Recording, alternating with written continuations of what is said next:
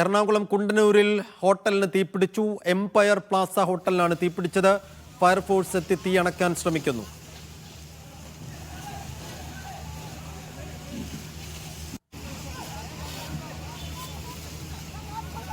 Nitin Xavier വിശദാംശങ്ങൾ നൽകും. നിതിൻ, വലിയൊരു തീപിടുത്തമാണ്. ഹോട്ടലിന്റെ ഏത് ഭാഗത്തിനാണ് തീപിടിച്ചത്? ഇപ്പോഴെന്താണ് സംഭവിക്കുന്നത്?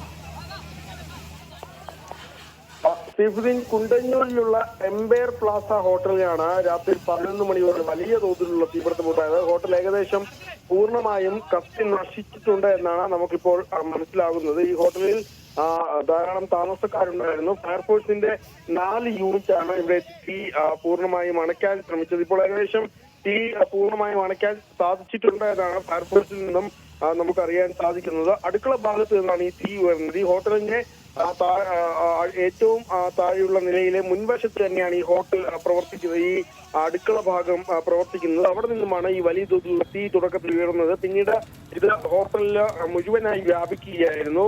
തുടക്കത്തിൽ ഈ മുകൾ നിലയിലൊക്കെ തന്നെ ആളുകൾ ഉണ്ടായിരുന്നു. വലിയ തോതിലുള്ള തീ പിടിച്ചത് കൊണ്ട് തന്നെ ആളുകൾക്ക് അല്ലെങ്കിൽ ഈ രക്ഷാപ്രവർത്തകർക്ക് ഫയർഫോഴ്സിന് ഈ ഹോട്ടലിനകത്തേക്ക് പ്രവേശിക്കാൻ വലിയ തോതിലുള്ള പ്രയാസമുണ്ടായിരുന്നു. പിന്നീട് തീ നിയന്ത്രണ വിധേയമായ ശേഷം ഈ മുകൾ നിലയിലുണ്ടായിരുന്ന താമസക്കാരെയൊക്കെ തന്നെ മുഴുവനായി ഫയർഫോഴ്സ് ഇവിടെ നിന്നും പുറത്തേക്ക് മാറ്റിയിട്ടുണ്ട്. നിലവിൽ ഈ ഒപ്പം തന്നെ തൊട്ടടുത്ത ഒരു സ്വകാര്യ മാളുണ്ട്. ഈ മാളിൽ നിന്നും ഒപ്പം വെള്ളം എത്തിച്ച് ഫയർഫോഴ്സ് പൂർണ്ണമായും തീ അണച്ചിട്ടുണ്ട് എന്നാണ് മനസ്സിലാകുന്നത്. ഈ നാഷണൽ ഹൈവേയുടെ സമീപത്ത് പ്രവർത്തിക്കുന്ന ഹോട്ടലാണ് എംപയർ പ്ലാസ. ഈ ഹോട്ടലിനാണ് തന്നെ വലിയ തോതിൽ തീ പിടിച്ചത്. നിലവിൽ തീ പൂർണ്ണമായും നിയന്ത്രണ വിധേയമാക്കിയിട്ടുണ്ട് എന്നാണ് മനസ്സിലാകുന്നത്. വലിയ തോതിലുള്ള ഗതാഗത കുരുക്കും ഈ നാഷണൽ ഹൈവേയിൽ ഇപ്പോൾ ഉണ്ട്. കുണ്ടന്നൂരിലുള്ള എംപയർ പ്ലാസ എന്ന ഹോട്ടലിലാണ് തീ പിടിച്ചത്. നിലവിൽ പൂർണ്ണമായും തീ നിയന്ത്രണ വിധേയമാണെന്നാണ് ഈ ഫയർഫോഴ്സ് പ്രതിനിധിയിൽ നമുക്ക് ലഭിക്കുന്ന വിവരം.